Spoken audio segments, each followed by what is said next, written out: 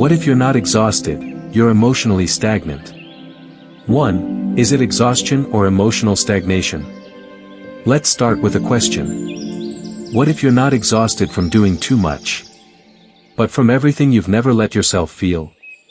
Not just mental stress, not just physical fatigue, but emotional stagnation built up in your body over time. Maybe this sounds familiar.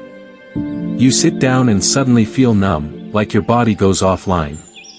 You wake up stiff, like your blood isn't circulating. Your chest feels heavy. Your digestion slows. You stretch, but the tension doesn't really leave. We often explain this away: stress, sleep, getting older.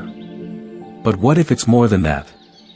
What if these are your body's early signals that something emotional is stuck? Let's understand what's really happening inside your body.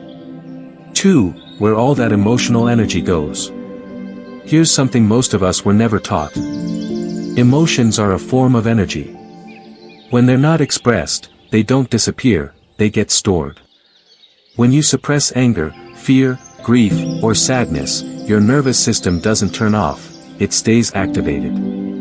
Your body holds the tension, even if your mind moves on. Modern research shows emotional suppression triggers the same stress response as physical danger. Cortisol rises. Muscles tighten. Digestion slows. Immunity weakens. Breathing shortens. If you get used to holding it in, being quiet, staying composed, powering through, your nervous system adapts to survival mode. Not because you're weak. Because you learned it was safer to stay quiet than to feel. Now, let's look at what happens when we try to treat symptoms without understanding their emotional root. 3. Trying to heal the outside, while ignoring what's inside. You might call it burnout. You might say, I just feel off. So you stretch more. You take supplements. You get blood work, and everything comes back normal. Maybe you even blame yourself, I just need to push harder. But what if your symptoms, the tightness, fatigue, disconnect, aren't coming from what you're doing wrong, but from what you've been holding in too long? When something shows up on the surface: pain, fatigue, restlessness, it's often because something inside has run out of space. If we keep trying to fix the surface without asking what's underneath, we're not healing. We're just patching over something deeper. Your body has its own way of communicating. Let's pay attention to how it speaks. 4. Your body might be holding what your voice couldn't say. Let's step back and reflect. Have you ever felt pressure in your chest, but had no words for why? Felt like you were shutting down, but couldn't explain it? Woken up feeling already defeated, but didn't know what you were carrying? These aren't just emotional states. They are physical messages. Because your body listens, even when your mind forgets. And it holds what you weren't allowed to express.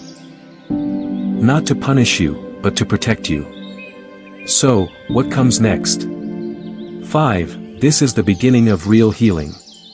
If you've been feeling blank, heavy, or disconnected from yourself, maybe it's not just about what you've done. Maybe it's about what you've never had permission to feel. You don't need to collapse to know something's wrong. Even numbness is a message. Eventually, the body speaks. Through tension. Through shutdown. Through symptoms that don't respond to rest. That's not weakness. That's your body calling for your attention. And here's why you shouldn't ignore these signals. Next, when pain speaks for what you never could say.